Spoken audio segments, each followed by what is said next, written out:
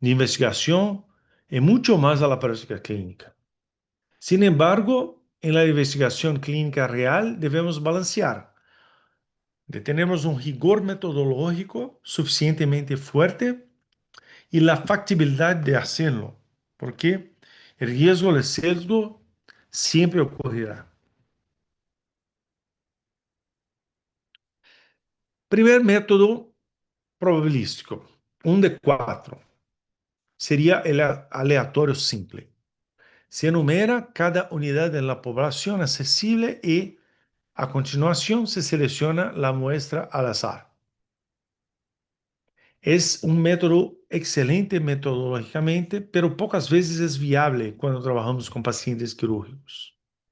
Es el estándar teórico, porque cada individuo de la población accesible tiene la misma probabilidad de ser elegido.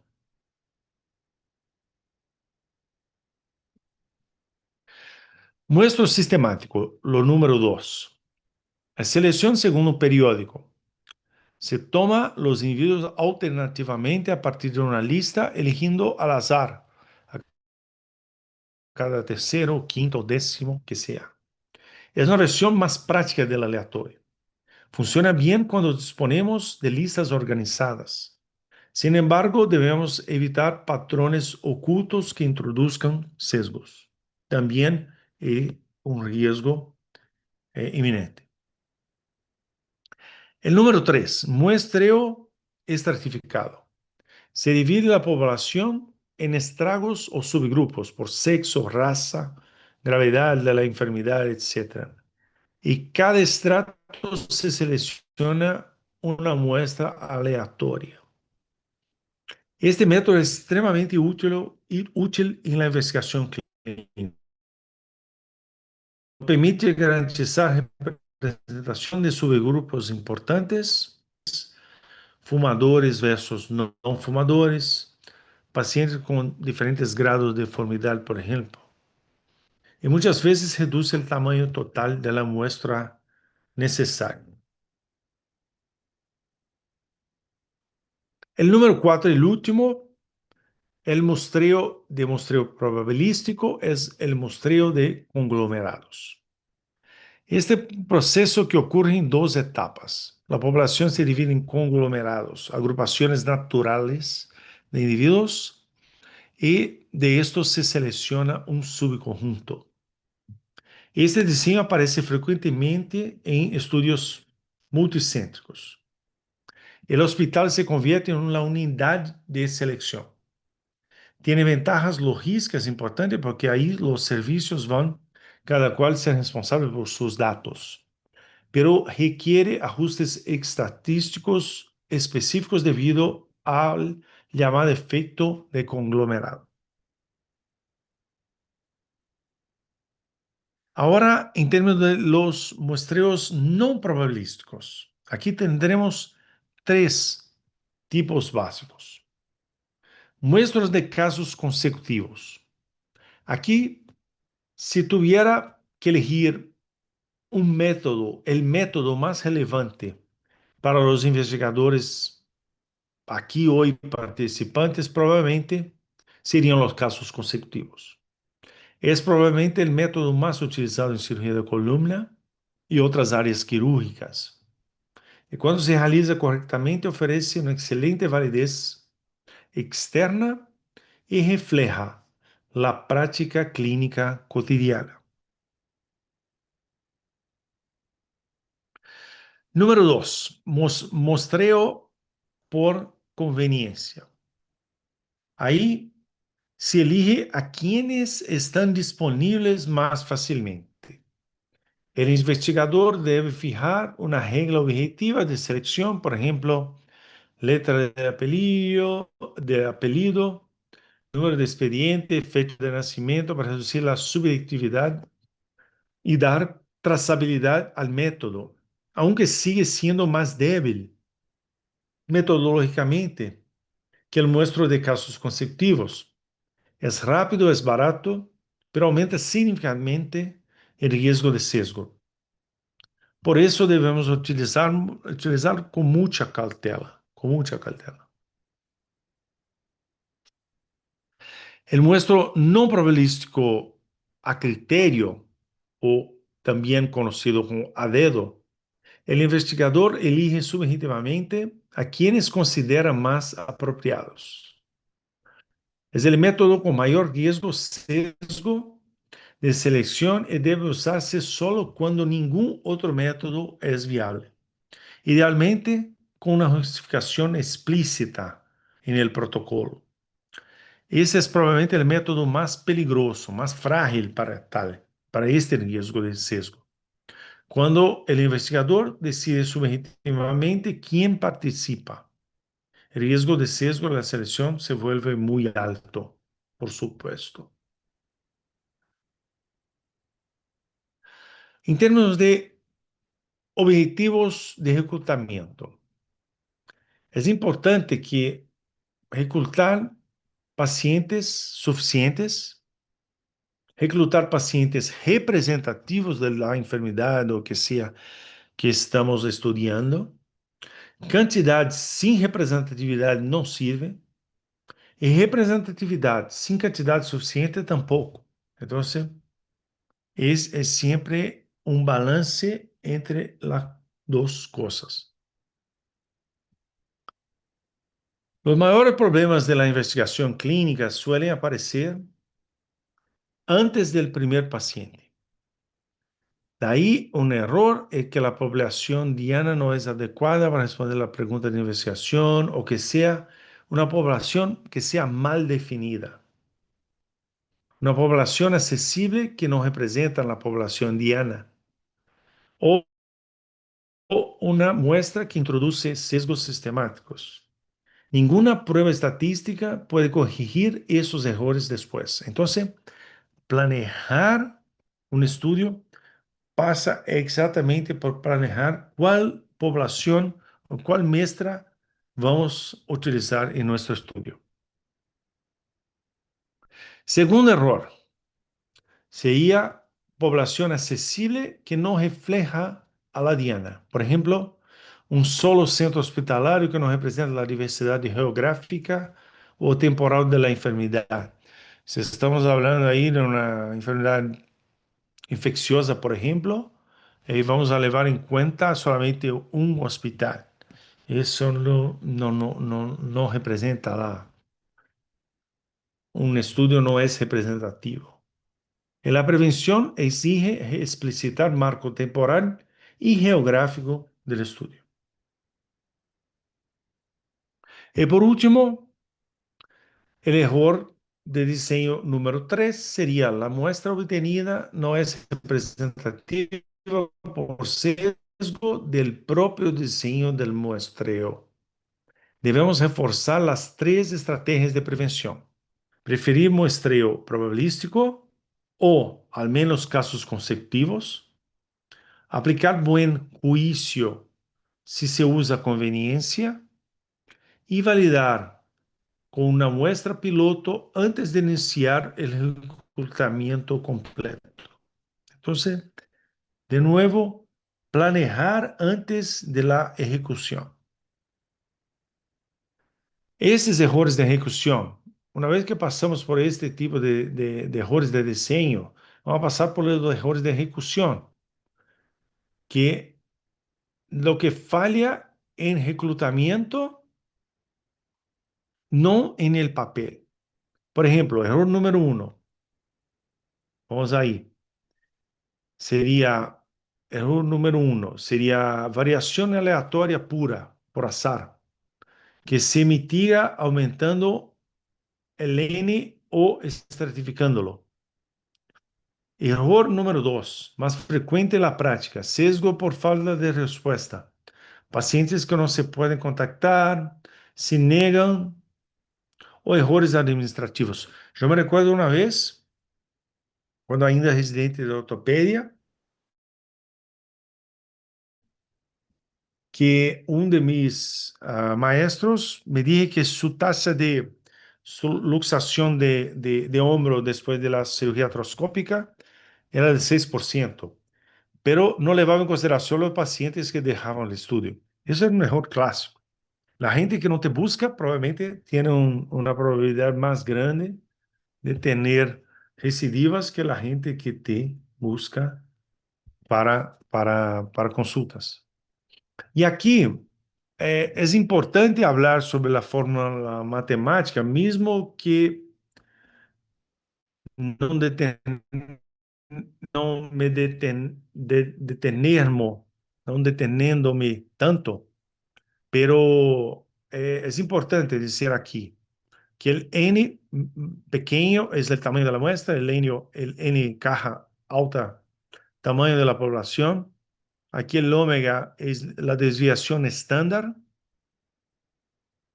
Si no la conoce, utilizar punto coma 5.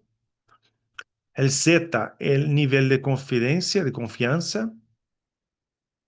E es el error muestral aceptable, habitualmente entre 1 y 9%. Entonces, mismo no detener, no hablando demasiado de la matemática, lo importante es comprender que estas variables que alimentan el cálculo, tamaño de la población, variabilidad, nivel de confianza, error aceptable y diferencia clínicamente relevante. En realidad, este cálculo del tamaño de la muestra es un ejercicio clínico mucho más que solamente matemático. Ejemplo aplicado, la prevalencia de fractura de número proximal, 25%, y se desea estimar sobre 1.560 casos históricos, cuántos casos se requieran con un intervalo de confianza de 95% y un error de 1%. El N necesario sería ahí 1.477. Cuando exigimos un intervalo de confianza estrecho y un error muy pequeño, el número necesario de pacientes aumenta drásticamente, como se ve ahí. Ahora, la tabla 2 para 2. Eh, Cuando observamos tablas con celdas vacías o números extremamente pequeños, debemos desconfiar inmediatamente de la robustez de las conclusiones. La estadística necesita información suficiente para cada célula para producir resultados confiables. Entonces, nunca ver aquí una celda con valor que sea cero, idealmente sobre 3, al mínimo 3. Aquí ahora quiero mostrarles un ejemplo real, un estudio que yo participé, prospectivo, aleatorizado. Realizamos comparando un tipo de injerto sintético con injerto de cresta para pacientes sometidos a XLIF. La mayoría de los niveles fueron los niveles críticos, o sea, L4, L5, y predominantemente pacientes con espondilolistesis degenerativa. Aquí comienza la diferencia entre aprender metodología y aplicarla correctamente. Entonces, ese estudio fue ahí publicado en la página americana de Clinical Trials. Entonces se pasó por auditoría, se tiene todo un rigor metodológico y científico para llevarlo a cabo. Los grupos fueron ahí comparables, incluso en la demografía inicial, lo que es muy importante. Y no encontramos diferencias en tiempo quirúrgico ni instancia hospitalaria. Eso es importante porque demuestra que cualquier diferencia posterior difícilmente puede atribuirse a desequilibrios iniciales entre los subgrupos. Y finalmente, no estamos hablando solamente de significancia estadística, pero o que nos interesa, que es substantial clinical benefit, o sea, alrededor de 80% o más de los pacientes alcanzaron una mejoría clínica que sea sustancial. Además, las complicaciones fueron bajas cuando comparables entre los grupos, reforzando la seguridad del procedimiento. Ese es el objetivo final de cualquier randomized clinical trial. Producir evidencia que cambie la práctica clínica. Entonces, cuando se planea ahí un estudio que se tardó 5 años, prospectivo, randomizado, algo que es muy, muy complejo de hacer en la práctica diaria, pero que trouxe realmente un cambio, un valor de cambio en la práctica clínica. Entonces, un buen RCT es habitualmente un diseño prospectivo, aleatorizado, asignación ciega, evaluadores independientes, umbrales clínicos predefinidos, seguimiento completo, el resultado, la consecuencia del método. La calidad metodológica precede a la significancia estadística. Eso es importante. Y eso es exactamente lo que el cálculo del tamaño de la muestra intenta proteger, para que la calidad metodológica venga antes de las conclusiones, para que las conclusiones estadísticas sean más cercanos de la realidad. Entonces, quiero terminar con 5 ideas para ustedes. Primero, el tamaño de la muestra se calcula antes de iniciar el estudio.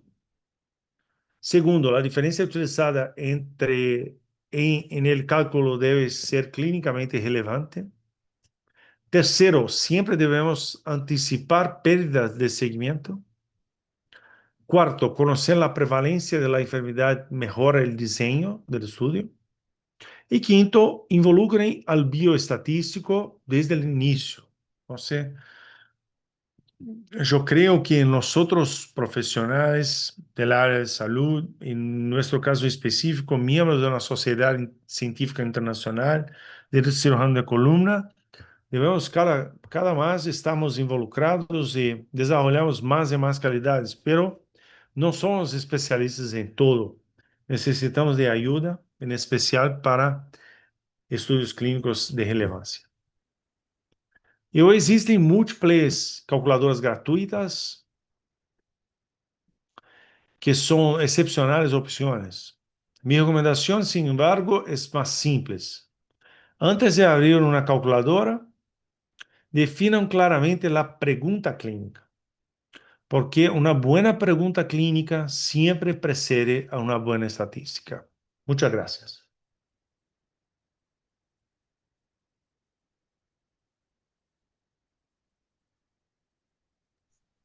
Muchas gracias, doctor Meneses, por sus enseñanzas. Eh, Veo que por el momento no tenemos preguntas en el chat, pero yo sí quisiera, bueno, me pareció muy importante la anotación que usted hizo de recurrir siempre a un bioestadístico. A nosotros no nos queda tan fácil entender cuáles son todas las variables requeridas para hacer un buen estudio. Creo que una manera interesante de entender esto es aprender a leer con ojo crítico los estudios que ya existen, que a veces nos muestran resultados maravillosos, pero si vamos a la minucia de la muestra, entonces vemos que los resultados pues, no son tan significativos. Constanza, yo no sé si te escuché perfectamente. Primeramente, ¿escucharon totalmente la presentación o hubo alguna interrupción de la internet? No, yo sí le escuché todo, o sea, los otros participantes, o moderadores. Pues es que yo estoy en este Ok, momento en un vehículo, entonces puede que mi conexión no sea la mejor. ok, perfecto.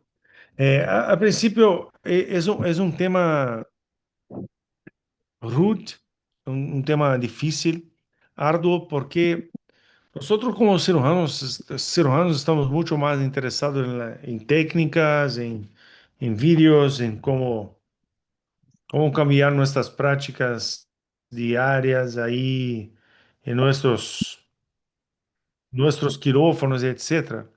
Pero congratulo demasiado la iniciativa de Silaco porque es demasiado importante que discutimos eso y siempre habrá la gente que lleva a investigación a serio.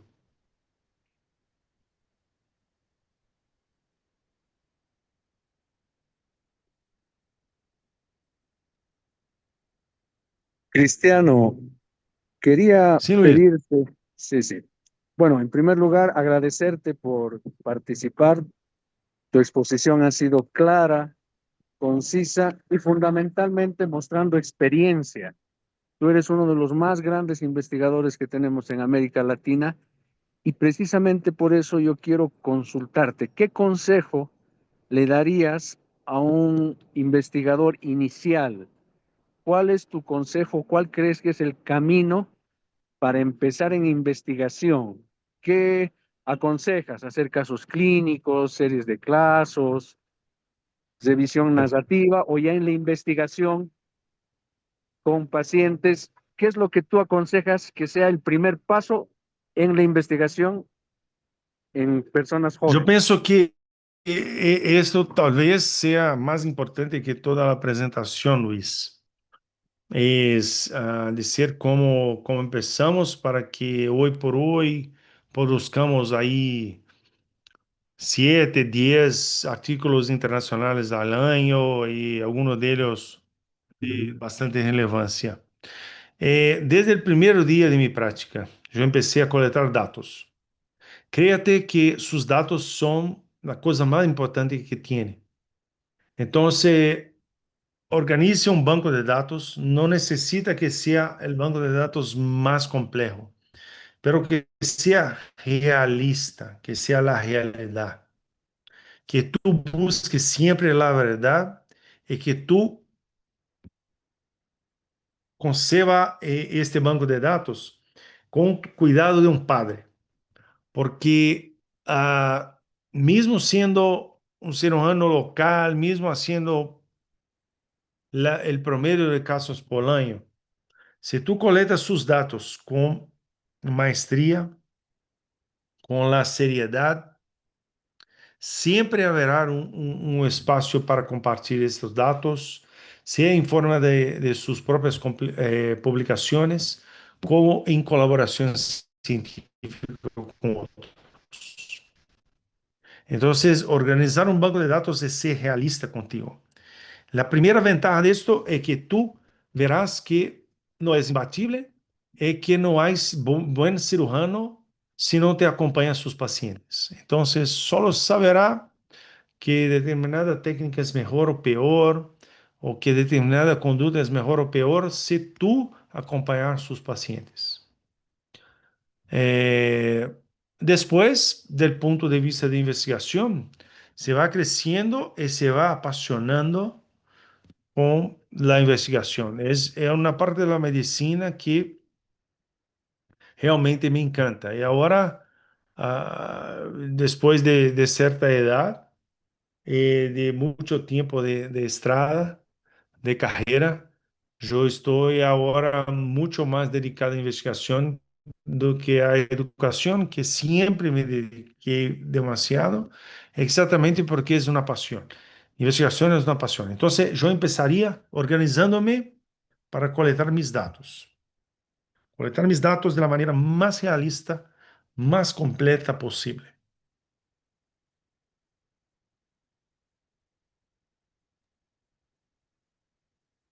Perfecto.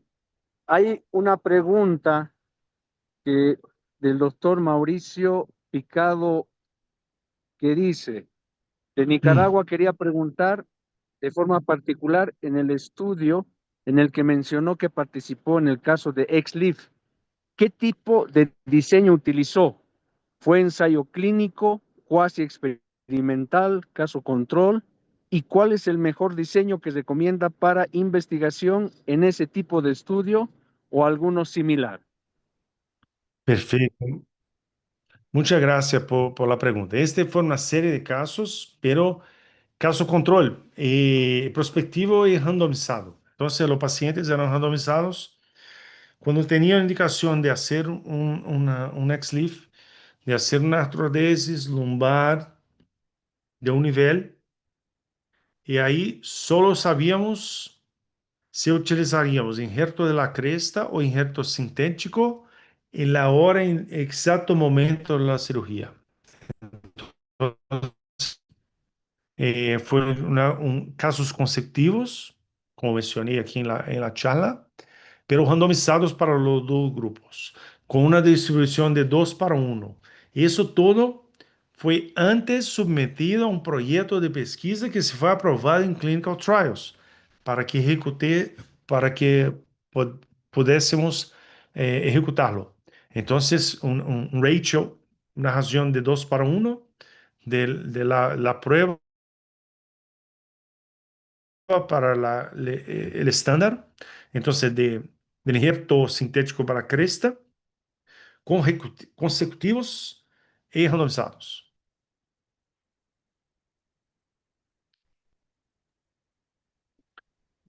Luis, en este Sí, momento tenemos más de 70 personas online. Para sí, un curso sí. online después de la pandemia, es increíble, en especial Sí, durante el sí. Mundial de Fútbol. Exacto, exacto. Y tenemos más preguntas. Nancy Mirto dice, buenas noches. Gracias por su excelente charla. ¿Nos podría mencionar las pruebas estadísticas de datos categóricos que utiliza en sus publicaciones?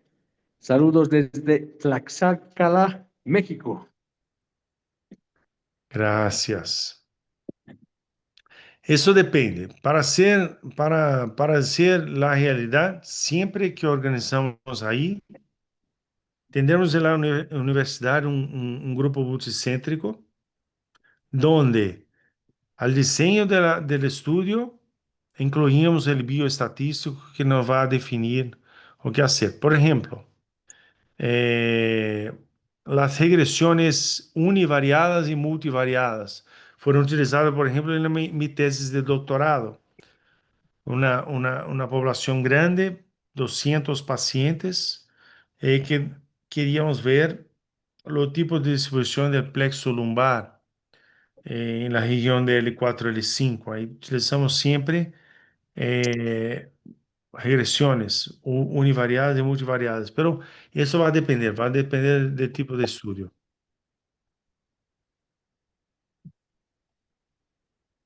Perfecto. Aquí hay otra pregunta de Lady Lozano. Si tengo un universo de 200 pacientes, al tomarlos todos es mejor o tomar muestra me daría un mejor valor estadístico. No, no, en 200 pacientes es la muestra de la población. En este caso, por ejemplo, si estudiamos una variación anatómica, ese es un ejemplo clásico. Queremos ver una variación anatómica de un vaso o de un nervio o de un determinado músculo accesorio.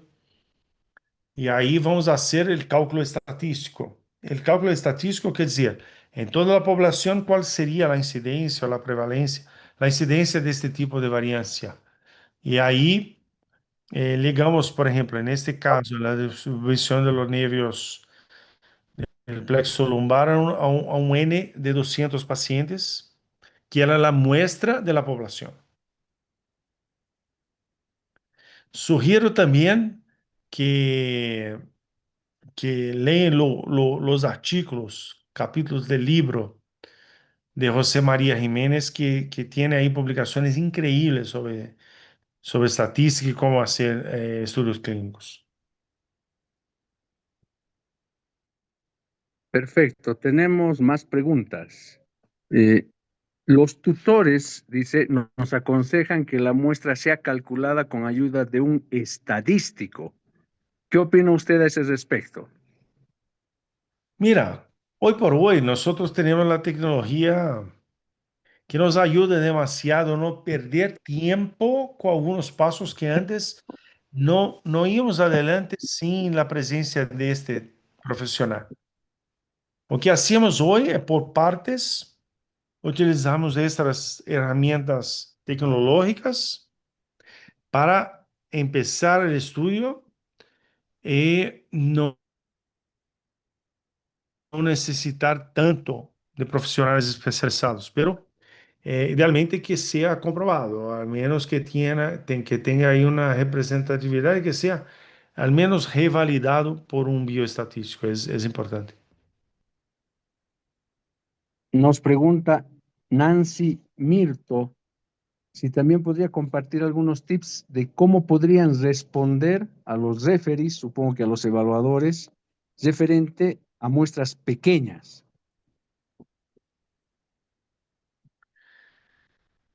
Sí, muestras pequeñas.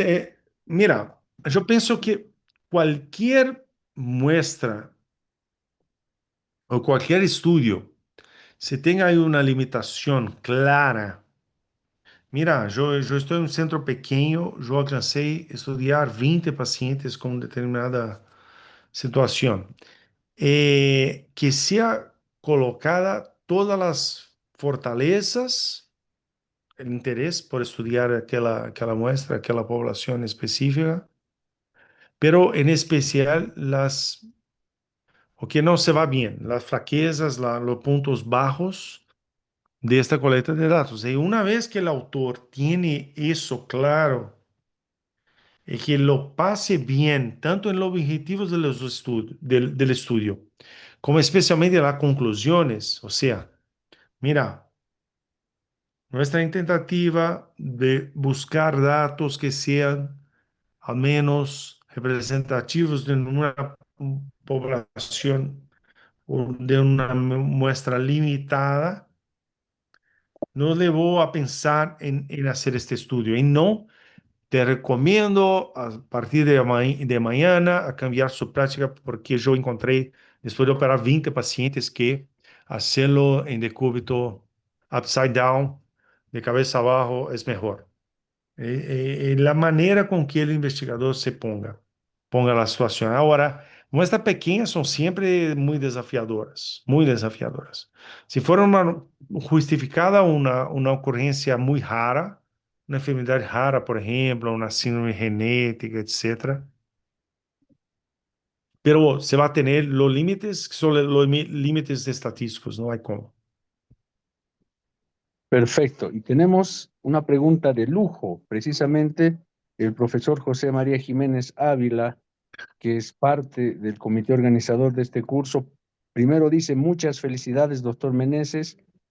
¿Qué actitud debemos tomar cuando al hacer una prueba de una variable, esta aparece mayor de 0.05, perdón, 0.05, o bien no es estadísticamente significativa?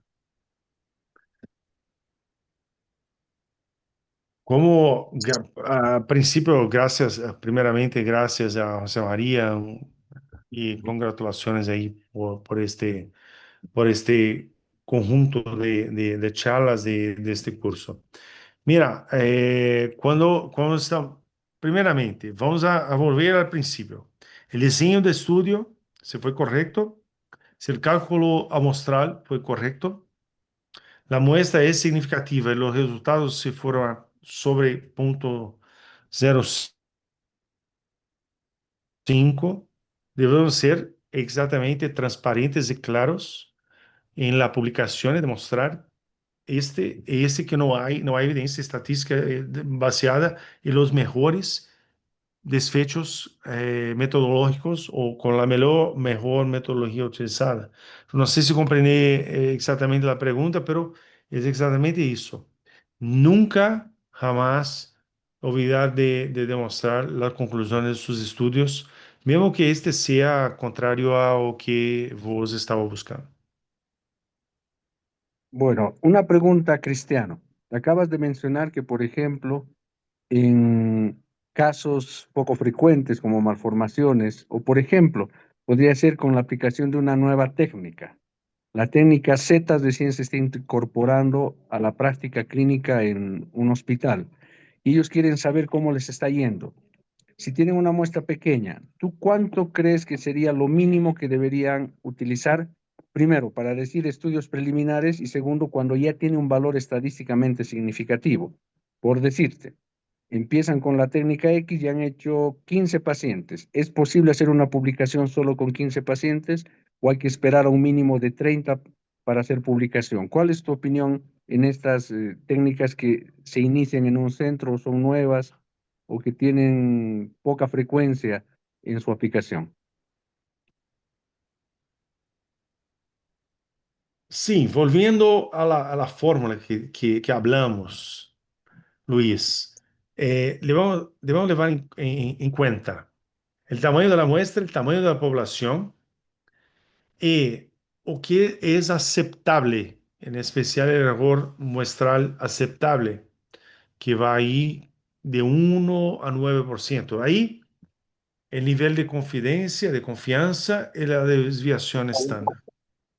Entonces, claro que si es algo nuevo y que necesitamos urgentemente de algún dato, vamos a incrementar un poco el error muestral aceptable a su alto, al 9%.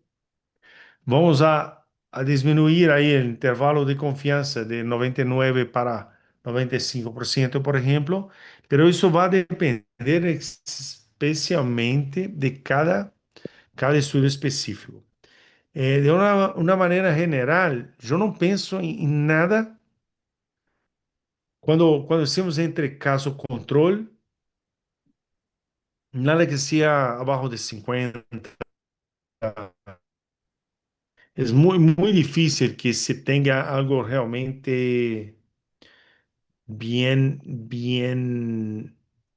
metodológicamente que sea significativo y que los resultados sean representativos. Entonces, ahí con pocos pacientes, así 15, 20, yo pienso que muchas veces están forzando una publicación muy temprana ahí. Y muchas veces vemos eso en especial en periódicos internacionales cuando la gente quiere ahí hacer un special issue de una técnica, alguna cosa, o que sea industry driven, ¿no? Que se ve ahí estudios. Otro día en la Sociedad Brasileña de Columna estábamos a discutir un estudio que nosotros diseñamos, grado 2 de evidencia, 36 pacientes estudiados en distintas posiciones de la resonancia magnética, y un tipo levantó la mano y dice, pero el doctor X hizo un estudio con 5 cadáveres sin piernas y sin brazos y llegó a una conclusión distinta.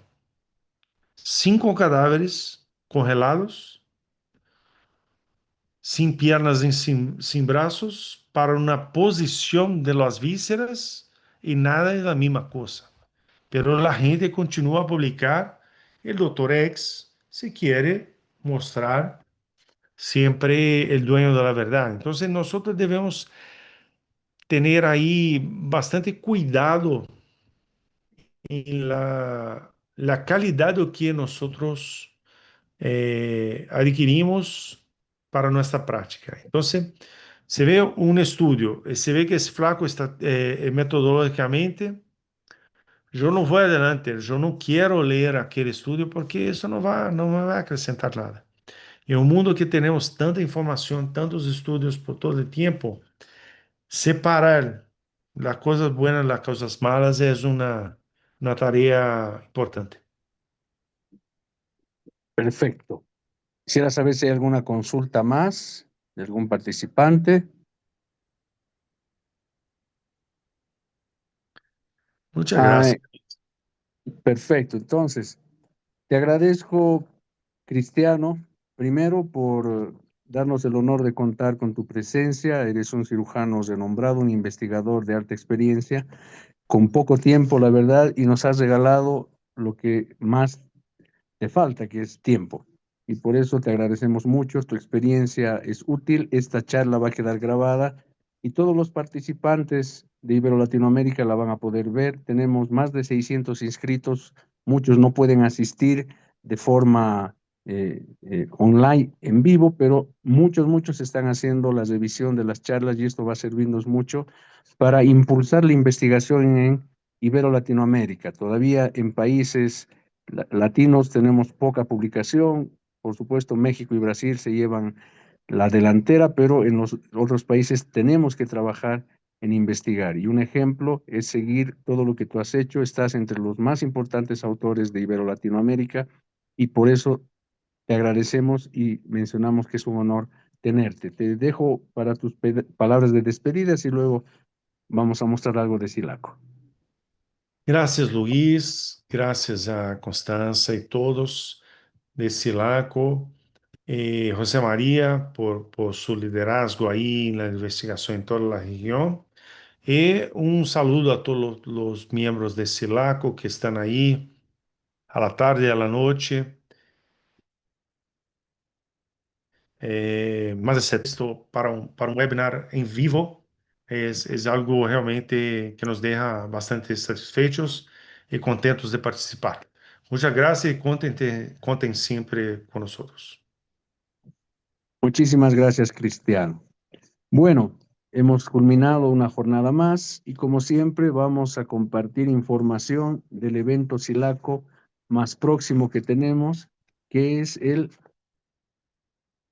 Congreso de la Sociedad Dominicana junto al curso internacional Silaco. Este evento se va a llevar a cabo, este quinto curso internacional Silaco, junto al 10º Congreso de la Sociedad Dominicana de Cirugía de Columna, se va a llevar a cabo del 29 de julio al 1 de agosto en Punta Cana. Es un espacio en el que tendremos colegas de todo Ibero Latinoamérica. Ya tenemos el programa listo en la página web. Vean, ahí están las banderas de los países participantes, tenemos los ejes temáticos, el programa con las conferencias, tenemos amplia participación, tenemos más de 50 profesores y todo esto está en la página web de Silaco y ustedes van a acceder a través de un enlace a toda esta información. Es un evento de primer nivel y nuevamente reiteramos, va a ser el último curso internacional Silaco. A partir de los siguientes años únicamente tendremos congresos anuales.